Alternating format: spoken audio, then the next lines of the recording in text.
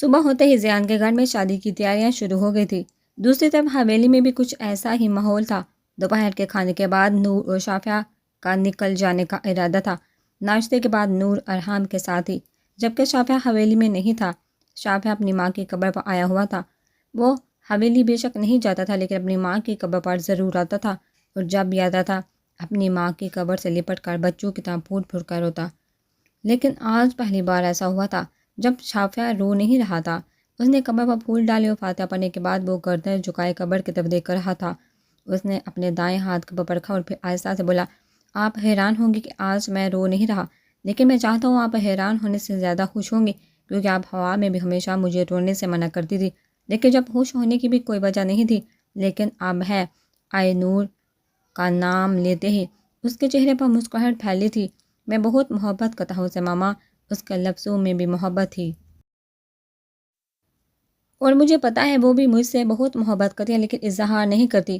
شاید ڈرتی ہے کسی بات سے، لیکن میں جانتا ہوں وہ مجھ سے محبت کرتی ہے، میری پرواہ کرتی ہے۔ اگر ایک منٹ کے لیے بھی میں اس کی آنکھوں سے اوجھل ہو جاؤں تو پنجرے میں قید پنچھی کی طرح پھڑ پھڑا جاتی ہے۔ وہ بہت اچھی ہے ماما، لیکن اس کے ہاتھ بھی میری طرح رشتوں سے خالی ہیں، لیکن میں سب ٹھیک کر دوں گا۔ میں اسے اس کے بابا سے ملواؤں گا، ان کے بیچ سب ٹھیک ہو جائے گا۔ وہ بہت ٹھہر ٹھہر کر بول رہا تھا۔ میں اسے آپ کے گھر لے کے جاؤں گا، جہاں آپ رہتی ہیں، پہاڑوں اور دریا کے بیچ موجود وہ خوبصورت وادی جہاں آپ رہتی تھی۔ آپ کو تو پتہ ہے میں وہاں جاتا رہتا ہوں، لیکن میں اس بار اسے ساتھ لے کر جاؤں گا۔ وہ ساتھ ہوتی ہے تو سکون رہتا ہے، وہ دور ہوتی ہے تو جیسے ہر چیز بے معنی لگتی ہے۔ نہ جانے اس سے اتنی محبت کب ہوگی کہ اس کے بغیر ایک لمحہ جینے کے تصور سے بھی خوف آتا ہے۔ اسے دور ہونے کا خیال کبھی ذہن میں آتا ہے تو میری روح تک کانپ جاتی ہے۔ اس سے دوری مجھے برداشت نہیں ہے ماما، اور نہ وہ مجھ سے دور رہ پاتی ہے۔ کہتے ہیں کہ محبت نہیں کرتی، لیکن میں جانتا ہوں وہ مجھ سے بہت محبت کرتی ہے، بس اظہار نہیں کرتی۔ نہ جانے وہ کب سے یوں ہی بیٹھا باتیں کر رہا تھے، جیسے اس کی ماما سامنے بیٹھی اس کی باتیں سن رہی۔ اس کا موبائل بجا، شافیہ کا تسلسل ٹوٹ گیا۔ اس نے جیب میں سے موبائل نکالا، نور کا فون تھا۔ اس نے مسکراتے ہوئے قبر کی طرف دیکھا۔ اسی کا فون ہے، میں نے کہا تھا نا میرے بغیر ایک منٹ نہیں رہ سکتی، میں چلتا ہوں، اب پھر آؤں گا۔ شافیہ کھڑا ہوا اور چند منٹ قبر کو یوں ہی دیکھنے کے بعد وہ قبرستان سے باہر نکل آیا۔ گاڑی کے پاس آ کر اس نے کار سیدھی کی۔ دوسری طرف سے نور کی آواز آئی، شافیہ کہاں تم کب سے گئے ہوئے ہو؟ شافیہ گاڑی میں بیٹھے ہوئے بولا، قبرستان آیا تھا ماما کی قبر پر۔ نور دھیمی آواز میں بولی، او اچھا، پھر کب تک آؤ گے؟ شافیہ گاڑی سٹارٹ کرتے ہوئے بولا، بس آ رہا ہوں، تم نے بیگ پیک کر لیا؟ ہم لنچ کے فوراً بعد نکل جائیں گے۔ نور نے اس بات میں سر ہلایا، ہاں کر لیا ہے پیک۔ شافیہ مسکرایا، ٹھیک ہے پھر فون رکھو، میں آ رہا ہوں۔ نور نے مسکراتے ہوئے فون کاٹ دیا۔ شافیہ ابراہیم صاحب کے ساتھ اندر بیٹھا، کچھ دیر میں انہیں نکلنا تھا۔ نور ارحام کے ساتھ باہر لان میں تھی، لیکن عائشہ بیگم نے کسی کام سے ارحام کو اندر بلا لیا تھا، اسی لیے نور اکیلی ہی وہاں چہل قدمی کر رہی تھی۔ ہر طرف سبز رنگ جو آنکھوں کو سکون بخش رہا تھا۔ نور نے اپنے کدو کے گرد پھیلی چادر آگے کو کی اور لان میں لگے پیڑوں کو دیکھنے لگی۔ دور سے اسے کالے رنگ کی گاڑی حویلی میں داخل ہوتی ہوئی نظر آئی۔ نور نے دل میں سوچا کون آیا ہوگا۔ نور آگے کی طرف آئی، گاڑی دروازے سے اندر آ کر کچھ فاصلے پر رک گئی تھی۔ نور وہیں کھڑی ہو کر گاڑی میں سے نکلنے والے شخص کو دیکھنے لگی۔ سب سے پہلے ملازم نے گاڑی کے پیچھے سے بیگ نکالا تھا۔ گاڑی میں آنے والا شخص ابھی بھی گاڑی سے باہر نہیں نکلا تھا۔ ملازم بیگ نکالنے کے بعد گاڑی میں بیٹھے شخص سے کوئی بات کر رہا تھا۔ ملازم نے گاڑی کا دروازہ کھولا، گاڑی میں سے ایک نوجوان شخص باہر نکلا۔ اس نے نیلے رنگ کی جینس پر سفید رنگ کی ٹی شرٹ پہنی ہوئی تھی اور آنکھوں پر گلاسز تھے۔ نور نے اس شخص کو حیرت سے دیکھا اور پہچاننے کی کوشش کرنے لگی۔ جیسے ہی اس شخص نے آنکھوں سے گلاسز ہٹائی، نور ایک جھٹکے سے پیچھے ہوئی اور پیڑ سے ٹکرا گئی۔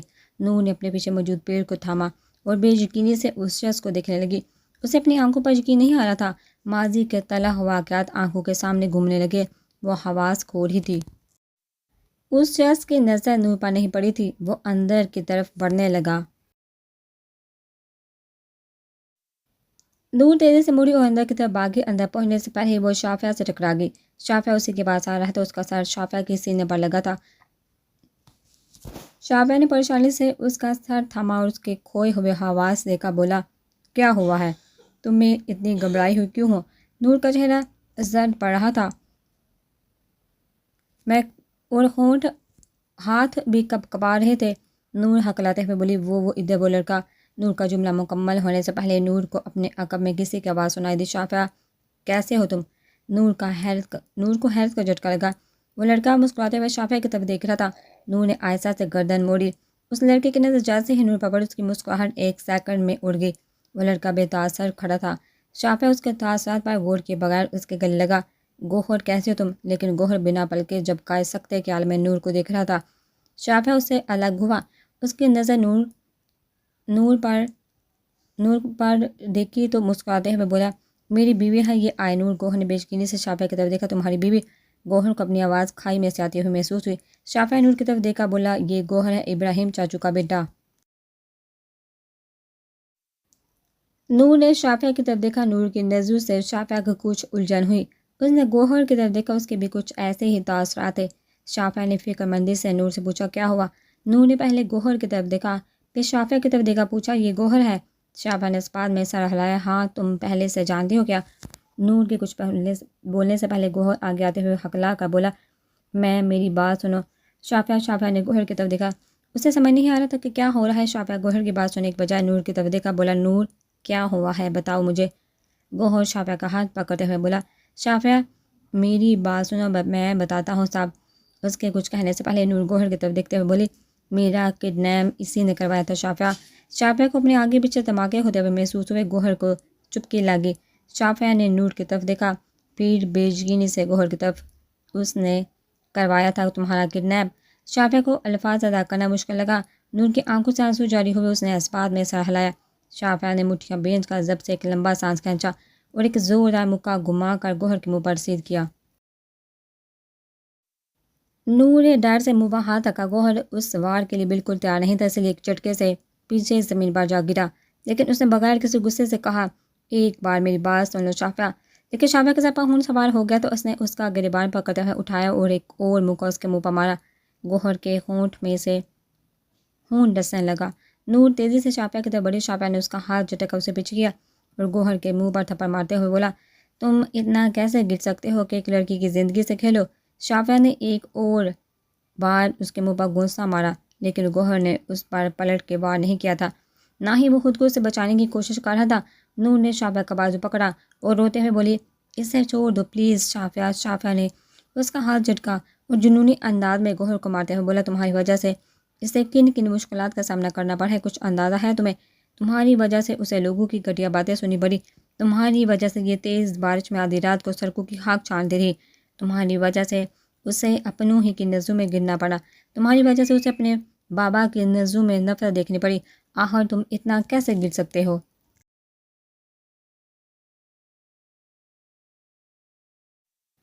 شافعہ نے اسے ایک اور غصہ مارا۔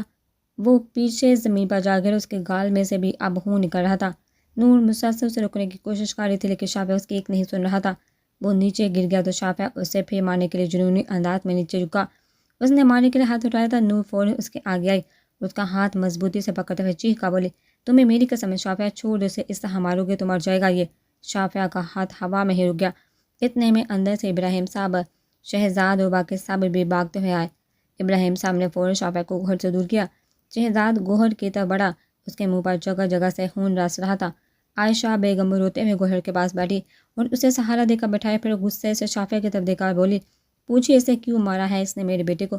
اتنا آخر کس بات کی دشمنی نکالی ہے اس نے؟ نور مسلسل رو رہی تھی، اس نے ابھی بھی شافعہ کا ہاتھ مضبوطی سے پکڑا ہوا تھا۔ شافعہ کے سر پر خون سوار تھا۔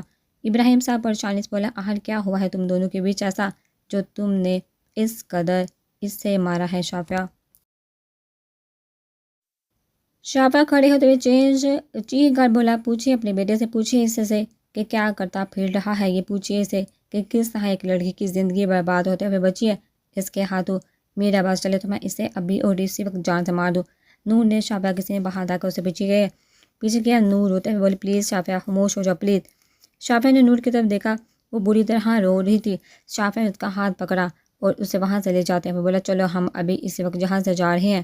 شافعہ نور کا ہاتھ پکڑ کر اسے وہاں سے لے جانے لگا تو گوہر شہزاد کا سہارا لے کر اٹھتے ہوئے بولا، شافعہ تم میری بات سنے بغیر نہیں جا سکتے، دھوکہ میرے ساتھ بھی ہوا ہے، تکلیف میں میں بھی مبتلا ہوں، وہ سب جانے انجانے میں ہوا، تم میری بات تو سنو۔ وہاں سب حیران و پریشان کھڑے تھے۔ ابراہیم صاحب الجھتے ہوئے بولے، آخر یہ سب ہو کیا رہا ہے؟ کوئی بتائے گا مجھے؟ شافعہ مڑ کا ہونہار نظر سے گوہر کی طرف دیکھتے ہوئے بولا، میں نور کے کردار پر ایک آنچ نہیں آنے دوں گا، اور جہاں نور کی بات کا یقین کرنے والا کوئی نہیں ہوگا، اسی لیے میں تم سے کوئی بات نہیں کر سکتا۔ شافعہ جانے کے لیے مڑا تو گوہر بولا، میں گواہی دوں گا نور کی پاک دامنی کی آخر سب کچھ میری وجہ سے ہوا ہے، تو سب کو یقین بھی میں ہی دلاؤں گا، لیکن تم ایک بار تسلی سے میری بات سنو۔ شافعہ منہ پھیر کر نور کو وہاں سے لے کر جانے لگا تو نور نے اس کا ہاتھ پکڑ کر اسے روکا۔ شافعہ نے مڑ کر اس کی طرف دیکھا، پلیز ایک بار اس کی بات تو سن لو کہ وہ کیا کہنا چاہتا ہے۔ شافعہ نے گردن جھکائی تو نور اس کا ہاتھ مضبوطی سے تھامتے ہوئے بولی، میری ہاتھ ہے۔ شافعہ نے ایک لمبا سانس کھینچا اور ضبط سے بولا، ٹھیک ہے۔ سب لوگ لاؤنج میں موجود تھے۔ وہ لوگ جب لاؤنج میں آئے تو بی اماں اپنے کمرے سے نکل کر آئی اور گوہر کی ایسی حالت دیکھ کر اس کی طرف بڑھی اور والہانہ انداز میں اس کا چہرہ تھامتے ہوئے بولی، ارے یہ کیسے ہوا؟ کس نے یہ سب کیا ہے میرے بچے کے ساتھ؟ میں ٹھیک ہوں دادو، کچھ نہیں ہوا مجھے۔ گوہر نے انہیں اطمینان دلاتے ہوئے صوفے پر بٹھایا۔ بی اماں سب کے تاثر دیکھتے ہوئے بولی، آخر کیا ہوا ہے؟ تم سب کے چہرے ایسے کیوں لٹکے ہوئے ہیں؟ گوہر بولا، آپ لوگ بیٹھ جائیے، میں سب بتاتا ہوں۔ سب بیٹھ کے، لیکن شافعہ کھڑا تھا۔ گوہر اسے بولا، شافعہ تم بھی بیٹھ جاؤ، مجھے امید ہے کہ تم میری بات تسلی سے سنو گے اور سمجھو گے بھی۔ شافعہ نور کے برابر میں بیٹھ گیا۔ گوہر نے ایک نظر سب پر ڈالی، پھر ایک سانس کھینچتے ہوئے اپنی بات کا آغاز کیا۔ ایک لڑکی تھی، انٹرنیٹ کے ذریعے میری اس سے بات چیت شروع ہوئی۔ اس کا نام نور تھا، یا یہ کہہ لیں کہ اس نے مجھے اپنا نام نور ہی بتایا تھا۔ کچھ دنوں بعد ہماری بات چیت ملاقات کی طرف بڑھ گئی۔ میں جب بھی پاکستان آتا تھا اس سے جا کر ملتا تھا۔ بھی اماں تنگ کر بولی، کون لڑکی؟ ابراہیم صاحب برہم ہوتے ہوئے بولے، اماں اس سے بات مکمل تو کرنے دے۔ بھی اماں چپ ہو گئی۔ گوہر نے دوبارہ بات کا آغاز کیا۔ وقت گزرنے کے ساتھ ساتھ میری اس سے دلچسپی بڑھنے لگی۔ اس نے مجھے کبھی کہا نہیں تھا، لیکن اس کے رویے سے مجھے یقین تھا کہ وہ بھی مجھ سے محبت کرتی ہے۔ مجھ سے کافی گفٹ وغیرہ بھیجتا تھا۔ میں جب پاکستان آتا تو اس سے ملتا بھی تھا۔ وہ جانتی تھی میں اس کے بارے میں کس حد تک سنجیدہ ہوں، لیکن اس نے پھر بھی مجھے دھوکہ دیا۔ ہماری چند مہینے کی بات چیت کے بعد میں نے اس سے محبت کا اظہار کر دیا۔ اس نے میرے اظہار کے جواب میں نہ اظہار کیا اور نہ ہی انکار، بس بات چیت کم کر دی۔ مجھے اس کا رویہ عجیب لگنے لگا۔ وہ مجھ سے ٹھیک سے بات نہیں کرتی تھی، میرے میسیجز کا جواب نہیں دیتی تھی، وہ مجھے نظر انداز کر رہی تھی۔ مجھے لگا اسے کچھ وقت چاہیے ہوگا، لیکن کچھ دنوں بعد جب میں نے اسے کال کی تو اس نے کال اٹھا لی۔ اس نے مجھ سے کہا کہ اس کی شادی ہو رہی ہے، شادی کے فوراً بعد ہی وہ پاکستان سے باہر چلی جائے گی۔ مجھے حیرت ہوئی۔ میں نے جب اس سے کہا کہ تم تو مجھ سے محبت کرتی ہو، تو وہ ہر طرح سے مکر گئی۔ بے شک اس نے کبھی اظہار نہیں کیا تھا، لیکن زبان سے اظہار کرنا ہی تو سب کچھ نہیں ہوتا۔ لیکن شاید میں اس کی وقت گزاری کو محبت سمجھ بیٹھا تھا۔ اس نے مجھ سے کہا کہ اس نے مجھ سے کبھی محبت کی ہی نہیں۔ اس نے بے شک مجھ سے محبت نہیں کی، لیکن میں تو اپنی محبت میں سنجیدہ تھا۔ میں نے اس کی بہت منت سماجت کی، لیکن وہ تو مجھ سے اس طرح بات کر رہی تھی جیسے مجھے جانتی ہی نہ ہو۔ میں اسے کسی بھی طرح پانا چاہتا تھا، اور جب مجھے احساس ہوا کہ مجھ سے محبت نہیں وقت گزاری کر رہی تھی، تب میری محبت ضد میں بدل گئی۔ میں نے بھی ٹھان لیا کہ میں اسے اپنا بنا کر ہی رہوں گا۔ میں نے اس پر نظر رکھوانی شروع کر دی۔ اسی دوران میں اسی سلسلے میں پاکستان آیا ہوا تھا۔ میرا سیمسٹر بریک نہیں تھا۔ گوہر نے سب سے نظر چرائی۔ جو دن اس نے اپنی شادی کا بتایا تھا، اس دن میں آدمیوں نے اسے پارلر جاتے ہوئے دیکھا تھا۔ انہوں نے مجھے بتایا تو میں نے انہیں کہا کہ وہ جب نکلے تو اسے کڈنیپ کر لے۔ گوہر سانس لینے کے رکا۔ ابراہیم صاحب نے تنے تیور سے پوچھا، پھر؟ گوہر نے نظر جھکائے ہونٹ کاٹتے ہوئے بولا، میں کڈنیپ کر کے اس سے نکاح کرنا چاہتا تھا۔ بی اماں نے چیختے ہوئے منہ پر ہاتھ رکھا، تو اب تم یہ کام بھی کرنے لگے ہو؟ گوہر کے گردن مزید جھک گئی۔ شافعہ سپار چہرے سے بولا، جب تمہارے آدمیوں نے اس لڑکی کو جاتے ہوئے دیکھا تھا تو پھر نور کو کیسے کڈنیپ کر لیا؟ انہوں نے مجھے بعد میں بتایا تھا کہ جو چادر اس نے پہن رکھی تھی بالکل ویسے ہی چادر باہر آتے ہوئے تمہاری نور نے پہن رکھی تھی، اور گھونگھٹ بھی کر رکھا تھا۔ پھر کسی لڑکی نے اسے نور کہہ کر پکارا بھی تھا، اسی لیے ان لوگوں کو لگا تمہاری بیوی ہی وہ لڑکی ہے جسے میں نے کڈنیپ کرنے کو کہا تھا۔ وہ لوگ جب نور کو بے ہوش کر کے لے آئے اور نور کا چہرہ دیکھا تو ان لوگوں کو شک ہوا کہ شاید یہ وہ لڑکی نہیں، لیکن اس دوران میرا موبائل بھی کھویا ہوا تھا، اسی لیے اس لڑکی کی کوئی تصویر میرے پاس نہیں تھی۔ جو ایک تصویر تھی اس میں چہرہ واضح طور پر نظر نہیں آ رہا تھا، لیکن پھر انہوں نے سوچا کہ شاید میک اپ کی وجہ سے لگ رہی ہو الگ۔ اگر میں وہاں جلدی پہنچ جاتا تب بھی شاید معاملہ سلجھ جاتا، لیکن مجھے تم سے فون کر کے تمہیں کیفے بلایا ملنے کے لیے، اور میں تمہیں منع نہیں کر سکا کیونکہ اسی رات کی میں نے ٹکٹ بھی کروا لی تھی۔ مجھے واپس چلے جانا تھا تمہارے پاس سے۔ جب میں جانے لگا تو بارش کی وجہ سے راستے میں گاڑی خراب ہو گئی، موبائل نیٹ ورک بھی ٹھیک طرح کام نہیں کر رہا تھا۔ میں گاڑی صحیح کروانے کے لیے گیا، وہاں مجھے 2-2.5 گھنٹے لگے۔ پھر میں جب وہاں پہنچا تب میں خود چاک ہو گیا تھا۔ مجھے ان آدمی پر بہت غصہ آیا، میرا دل کر رہا تھا کہ میں زمین آسمان نکال دوں۔ جو کچھ ہوا جانے انجانے میں ہوا، لیکن میں جانتا ہوں میری وجہ سے نور کو بہت سی مشکلات کا سامنا کرنا پڑا ہوگا۔ میں جانتا ہوں کہ میں نے غلط کیا، مجھے نور کو اکیلے جانے نہیں دینا چاہیے تھا، لیکن اس وقت میں خود بہت پریشان تھا، مجھے کچھ سمجھ نہیں آ رہا تھا۔ شافعہ دانت پیستے ہوئے بولا، تمہیں اندازہ ہے کہ اگر اس رات نور مجھے نہ ملتی اور اگر اس کے ساتھ کچھ ہو جاتا تو؟ گوہر گردن جھکاتے ہوئے اپنے چہرے پر ہاتھ پھیر کر بولا، میں بہت شرمندہ ہوں، اس سب کے لیے میں جانتا ہوں میری شرمندگی سے کچھ بدل نہیں سکتا، لیکن اس واقعے کے بعد ایک رات چین سے نہیں سو سکا۔ میرے دل میں ہر وقت ایک پھانس سی پھنسی رہتی تھی کہ نہ جانے نور کے ساتھ کیا ہوا ہوگا۔ شافعہ نے اس سے پوچھا، تم نے میری اور نور کی وائرل ہونے والی تصویریں دیکھی تھی؟ گوہر نے نفی میں سر ہلایا، تمہاری شادی کے بارے میں نے سنا تھا، لیکن میں اتنا مینٹلی ڈسٹرب تھا کہ کسی چیز پر غور ہی نہیں کر سکا۔ دن بہ دن میرے اندر لاوا بڑھ رہا تھا، مجھے میرا زمین چین سے جینے ہی نہیں دے رہا تھا۔ میں امریکہ میں 2 دن بغیر سوئے گزار دیتا، یہ سوچ سوچ کے کہ ایک لڑکی کے چکر میں نے شاید ایک معصوم لڑکی کی زندگی برباد کر دی۔ شافعہ سانس کھینچتے ہوئے بولا، غلط تو تم نے کیا ہے، ہماری وائرل ہونے والی تصویر اسی رات کی تھی۔ صاحب نے حیرت سے شافعہ کی طرف دیکھا، کیونکہ وہاں سب یہی سمجھتے تھے کہ وہ تصویریں تاشفہ نے شافعہ کو پریشان کرنے کے لیے چلوائی ہے، اور ان تصویروں کی وجہ سے نور کی ماما کو ہارٹ اٹیک آیا تھا، جس کی وجہ سے شافعہ کو جو اچانک نور سے نکاح کرنا پڑا۔ شافعہ سانس کھینچتا ہوا بولا، اس رات جب گوہر مجھ سے مل کر گیا تو میں دیر رات تک کیفے میں ہی تھا۔ نور بولی، جب بھی میں نے نیند بے ہوشی میں گوہر کے منہ سے تمہارا نام سنا تھا، وہ شاید اپنے دیر سے آنے کی وجہ بتا رہا تھا، تبھی اس نے تمہارا نام لیا تھا۔ گوہر نے اس بات میں گردن ہلائی۔ شافعہ پھر سے بولا، جب میں گھر جانے کے لیے نکلا تو راستے میں اچانک نور میری گاڑی کے آگے۔ اسی رات بارش بھی بہت ہو رہی تھی، نور نیند بے ہوشی کے حال میں تھی۔ میں اسے اٹھا کر گاڑی میں بٹھا رہا تھا جب کسی نے ہماری تصویریں لی، اور وہ تصویریں تاشفہ کے کہنے والی گئی تھی، اور پھر ان تصویروں کو چینل پر اپنے حساب سے مرچ مسالہ لگا کر دکھایا گیا۔ اور یہ سب کس کی وجہ سے ہوا؟ تمہاری وجہ سے۔ گوہر، تم ایک منٹ کے لیے بھی سوچ سکتے ہو کہ اگر اس دن نور مجھے نہ ملتی اور کسی غلط انسان کے ہاتھ لگ جاتی تو اس کے ساتھ کیا ہوتا؟ شافعہ نے سردی سے مٹھیاں بھیجی، ضبط سے اس کے دماغ کی رگیں ابھر گئی تھی۔ نور کو اپنے رونگٹے کھڑے ہوتے ہوئے محسوس ہوئے۔ ساری بات سننے کے بعد ابراہیم صاحب آہستہ سے اٹھے، گوہر کی طرف بڑھے۔ گوہر نے گردن جھکائی ہوئی تھی۔ لاؤنج میں ایک زناٹے دار تھپڑ کی آواز گونجی۔ ابراہیم صاحب چیختے ہوئے بولے، تمہاری جیسی اولاد سے تو اچھا تھا تم میری اولاد ہی نہ ہوتے۔ عائشہ بیگم روتے ہوئے اسے بچانے کے لیے آگے آئی، لیکن ابراہیم صاحب نے انہیں فوراً پیچھے کر دیا اور گوہر کے گریبان پر جبرتے ہوئے بولے، تمہاری وجہ سے ایک لڑکی کی زندگی خراب ہوتے ہوتے بچی، تم اتنا گر گئے تھے، ایک لڑکی کو اغوا کر کے نکاح کرنے چلے تھے۔ ابراہیم صاحب نے ایک اور تھپڑ اس کے منہ پر مارا۔ نور فوراً اٹھ کر ان کی طرف آئی۔ انکل مت ماریے اسے۔ ابراہیم صاحب اس کی سنے بغیر گوہر کو دھکا دیتے ہوئے بولے، دفع ہو جاؤ اس گھر سے اور اپنی شکل میں دکھانا مجھے۔ نور ان کے آگے آتے ہوئے بولے، انکل چھوڑ دے اسے، یہ صاحب میرے نصیب میں لکھا تھا اور نصیب کا لکھا کوئی بدل نہیں سکتا، اور نہ ہی ماضی میں واپس جایا جا سکتا ہے۔ جو کچھ ہوا جانے انجانے میں ہوا، لیکن اسے اس کی غلطیوں کا احساس ہے، یہ اہم بات ہے۔ اسے کم از کم اس بات کا تو احساس ہے کہ جو اس نے کیا وہ غلط تھا۔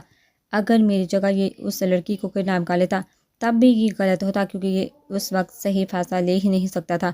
اسے اس لڑکی نے دھوکا دیا، اسے بدلہ لینے کی ٹھان لی، لیکن اس سب کے بیچ میں آ گئی کیونکہ میرے ساتھ یہ سب ہونا تھا، کیونکہ شافعہ نے میری زندگی میں آنا تھا۔ نور نے نظریں اٹھا کر شافعہ کی طرف دیکھا، شافعہ کی نظریں اسی پر تھی۔ اسے مار کر یا گھر سے نکال کر کچھ نہیں ہوگا، آپ لوگ بس اسے سمجھائیے کہ فیصلے جوش میں نہیں ہوش سے کیے جاتے ہیں، جو ہو گیا اسے بدل نہیں سکتے، لیکن آنے والے وقت تو بہتر بنا سکتے ہیں، کیونکہ دل تو اس کا بھی ٹوٹا ہے نا، دھوکا تو اس کے ساتھ بھی ہوا ہے۔ ابراہیم صاحب صوفے پر بیٹھ کے گوہر آہستہ سے چلتے ہوئے نور کے سامنے آئے اور گردن جھکا کر اس کے آگے ہاتھ جوڑ دیے۔ میں معافی کا قابل تو نہیں ہوں، پھر بھی ہو سکے تو مجھے معاف کر دینا پلیز۔ نور نے اپنے آنسو صاف کرتے ہوئے شافعہ کی طرف دیکھا۔ نور نے کچھ کہنے کی بجائے بس اسباب میں سر ہلا دیا۔ گوہر شافعہ کی طرف بڑھا اور اسے دیکھتے ہوئے بولا، ہو سکے تو تم بھی مجھے معاف کر دینا، میرے بھائی تم جانتے ہو میں جنونی ضرور ہوں لیکن دل کا برا نہیں ہوں. میں نے صرف اپنی محبت کو پانا چاہا لیکن جانے انجانے میں یہ سب ہو گیا. پلیز مجھے معاف کر دینا. شافعہ ایسا سے آگے بڑھا, اسے گلے سے لگایا. میں جانتا ہوں تم دل کے برے نہیں ہو لیکن تمہارے دماغ نے تمہیں غلطی کرنے پر مجبور کر دیا اور قسمت میں نے اور غلط کرنے کی ٹھان لی ہوئی تھی. شافعہ اس سے الگ ہوتے ہوئے ارحام سے بولا, فرسٹ ایڈ باکس لا دینا پلیز. ارحام نے اس بات میں گردن ہلائی اور جلدی سے فرسٹ ایڈ باکس لا کر شافعہ کو دیا. شافعہ نے گوہر کا ہاتھ پکڑ کر اسے صوفے پر کرسی پر بٹھایا اور خود اس کے سامنے کرسی پر بیٹھ کر اس کے زخم صاف کرنے لگے. گوہر کی کرار نکلی تھی. عائشہ بیگم روتے ہوئے بولی, جب زخموں پر مرہم لگانا تھا تو زخم دیے ہی کیوں؟ گوہر اپنے ہونٹوں کا کنارے سے رستا ہوا خون صاف کرتے ہوئے بولا, مجھے اس کی اشد ضرورت تھی امی. اگر چہرے پر زخم نہ لگتے تو دل پر لگے زخم کبھی ختم نہیں ہوتے. چہرے کا درد بڑا ہے تو دل کا درد کم ہوا ہے. بی اماں بولی, اچھا کھیل لگایا ہوا ہے. ویسے جس کا جہاں دل کر رہا ہے وہاں شادیاں کرنے کے لیے بھاگ رہا ہے. آخر یہ سارا کھیل تمہاری وجہ سے شروع ہوا تھا. بی اماں عائشہ بیگم سے بولی, میں نہ کہتی تھی کہ تمہارا یہ بیٹا ایک نہ ایک دن کوئی چاند چڑھائے گا. جب کسی نے ان کی بات کا کوئی جواب نہیں دیا تو وہ منہ بنا کر اپنے کمرے میں چلی گئی. شافعہ نے گوہر کے زخموں پر مرہم پٹی کرنے کے بعد نور کی طرف دیکھا تو وہ کسی سوچ میں گم تھے. شافعہ اٹھ کر اس کے سامنے آیا, اس کے کندھے پر ہاتھ رکھتے ہوئے بولا, کیا سوچ رہی ہو؟ نور اچانک چونکی اور گوہر کی طرف دیکھا. وہ شہزاد کا سہارا لیے کمرے کی طرف جا رہا تھا. نور نے اچانک کھڑے ہو کر اسے آواز لگائی. گوہر نے مڑ کر اس کی طرف دیکھا. نور آگے آتے ہوئے بولی, اس لڑکی کی کوئی تصویر ہے تمہارے پاس؟ گوہر عائشہ سے نفی میں سر ہلا کر بولا, جس موبائل میں تصویریں تھی وہ موبائل کھو گیا تھا. دوسرے موبائل میں ایک تصویر تھی, میں نے وہ ڈیلیٹ کر دی. نور کچھ سوچتے ہوئے بولی, ایک منٹ رکو میں ابھی آتی ہوں. نور تیزی سے کمرے کی طرف بھاگے. سب اسے حیرانی سے دیکھ رہے تھے. کچھ دیر بعد وہ اپنا موبائل کمرے سے لے کر آئی اور باہر آ کر کچھ آن کرنے لگی. اس نے ایک تصویر آن کر کے موبائل گوہر کی طرف بڑھایا. گوہر کے ساتھ تنے نور اس کی طرف دیکھتے ہوئے بولی, یہی ہے وہ لڑکی؟ گوہر نے چبھتی ہوئی نظر سے اس تصویر کو دیکھا اور اس بعد میں گردن ہلا کر بولا, ہاں یہی ہے وہ لڑکی. نور سامنے تعجب سے نور کو دیکھا. گوہر نے بھی حیرانی سے پوچھا, لیکن تم اسے کیسے جانتی ہو؟ شافعہ آگے بڑھا اور موبائل کی اسکرین اپنی طرف کرتے ہوئے بولا, کون ہے مجھے دکھاؤ. شافعہ نے تصویر دیکھی تو اس کے منہ سے بے ساہتا نکلا, منہا. گوہر نے تعجب سے پوچھا, منہا؟ نور نے اس بات میں گردن ہلاتے ہوئے کہا, ہاں یہ منہا ہے میری دوست, اور اس دن شادی اس کی نہیں میری تھی. گوہر بے یقینی سے نفی میں گردن ہلاتے ہوئے بولا, لیکن اس نے مجھے اپنا نام نور بتایا تھا. نور سپاٹ چہرے سے زخمی لہجے میں بولی, جھوٹ کہا تھا اس نے تم سے بات کرنے کے لیے اپنے نام کی جگہ میرا نام استعمال کیا. نور کے گال پر آنسو بہے. شادی والے دن واپسی پر میں نے منہا کی چادر اوڑھی ہوئی تھی, اسی لیے تمہارے آدمی کو دکھا ہوا. نور اپنے آنسو صاف کرتے ہوئے گوہر سے ہمدردانہ لہجے میں بولی, تم نے اپنی محبت ایک غلط لڑکی پر برباد کیا. گوہر, وہ تم سے محبت نہیں کرتی تھی. وہ تم سے تو کیا کسی سے بھی محبت نہیں کر سکتی, کیونکہ جو انسان دوستی نہیں نبھا سکتا وہ محبت کہاں کرے گا. گوہر نے اپنا ساتھ تھما. نور تیزی سے پلٹ کر کمرے میں چلی گئی. ابراہیم صاحب و باقی صاحب پریشانی سے صوفے پر بیٹھے تھے. شافعہ نور کے پیچھے جاتے ہوئے بولا, میں دیکھتا ہوں. نور کمرے میں آ کر منہ پر ہاتھ رکھ کے پھوٹ پھوٹ کر رونے لگی. شافعہ کمرے میں داخل وہ عائشہ سے چڑھ کر اس کے برابر میں آ کر بیٹھ گیا. نور مسلسل روئے جا رہی تھی. شافعہ نے قریب ہوتے ہوئے اس کا سر اپنے سینے پر رکھا لیکن اسے رونے سے منع نہیں کیا, بس اس کا سر ہلاتا رہا. نور روتے ہوئے بولی, آخر مجھے میرے اپنوں سے اتنا درد کیوں ملا ہے؟ میں تو دوستی میں بھی مہلت سے, پھر اس نے کیوں ایسا کیا؟ وہ اپنے مفاد کے لیے میرا نام استعمال کر رہی تھی. شافعہ اس کے بالوں پر ہاتھ پھیرتے ہوئے بولا, اپنے ہی ہوتے ہیں جو پیچھے سے بار کرتے ہیں, ورنہ غیروں کو کیا پتا کہ کون سی بات درد دیتی ہے. نور نے اس کے سینے پر سے سر اٹھایا اور بھیگی آنکھوں سے اس کی طرف دیکھ کر بولی, لیکن وہ میری دوست تھی. شافعہ اس کا چہرہ اپنے ہاتھوں میں لیتے ہوئے بولا, وہ کبھی تمہاری دوست نہیں تھی. دوست تو درکن کی طرح ہوتا ہے اور وہ آستین کا سام تھی. تم بس یہ شکر کر اللہ نے تمہیں غلط لوگوں سے بچا لیا, اب تو تم محفوظ ہو. نور نے گردن جھکائی. شافعہ نے اپنے لب اس کے ماتھے پر رکھے, اس کا چہرہ تھامتے ہوئے بولا, اب تمہارے ساتھ میں ہوں اور جب تک میں تمہارے ساتھ ہوں تمہارے ساتھ کچھ غلط نہیں ہونے دوں گا. نور نے اپنے آنسو صاحب کے دروازے پر دستک ہوئی. شافعہ نور سے فاصلہ ہوتے ہوئے بولا, آ جائیے. ارحام دروازہ کھول کر اندر داخل ہوئی. اس کے ہاتھ میں پانی کا گلاس تھا اور چہرے پر پریشانی. اسے دیکھ کر شافعہ بیڈ پر سے اٹھ گیا اور اس سے باہر نکل اشارہ کیا. ارحام پانی کا گلاس لیے نور کے سامنے آ کر بیٹھ گئے. ارحام نے پانی کا گلاس نور کی طرف بڑھایا. نور نے گلاس تھام کر لیبو سے لگایا اور چند گھونٹ پی کر رکھ دیا. شافعہ سامنے صوفے پر جا بیٹھا. ارحام نے نور کے ہاتھ تھامے. اس کے ہاتھوں کو دیکھتے ہوئے بولی, نور, آپ کو پتہ ہے ہر انسان کی ایک کہانی ہوتی ہے, ہر کہانی میں کچھ کردار ہوتے ہیں. ان کرداروں میں سے ایک محبت ہوتی ہے، اور آپ کو پتہ ہے ساری کہانی اس محبت کے گرد گھومتی ہے۔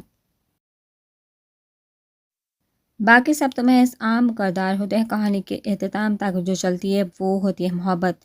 اسی طرح ہماری زندگی میں بھی صرف وہی شخص اختتام تک ہمارے ساتھ چلتا ہے جو ہم سے محبت کرتا ہے، باقی سب تو محض اپنا کردار ادا کر ہی ہوتے ہیں۔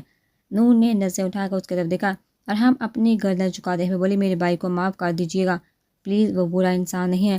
بس نور نے اس کی بات کر دی، مجھے کسی سے کوئی شکوہ نہیں ہے، اور ہم یہ سب ہونا ہمارے نصیب میں لکھا تھا اور نصیب سے کوئی لڑ نہیں سکتا۔ اور ہم نے اسباب میں گردن ہلائی۔ نور آگے بڑھ کر اس کے گلے لگی، اپنے دل میں کوئی بات مت رکھنا، مجھے کسی سے کوئی شکوہ نہیں ہے، اور ہم مسکراتے ہوئے اس سے الگ ہوئی۔ شافعہ کھڑا ہوتا ہوا بولا، نور ہمیں اب نکلنا چاہیے، جاتے جاتے دیر ہو جائے گی۔ نور نے اسباب میں گردن ہلائی۔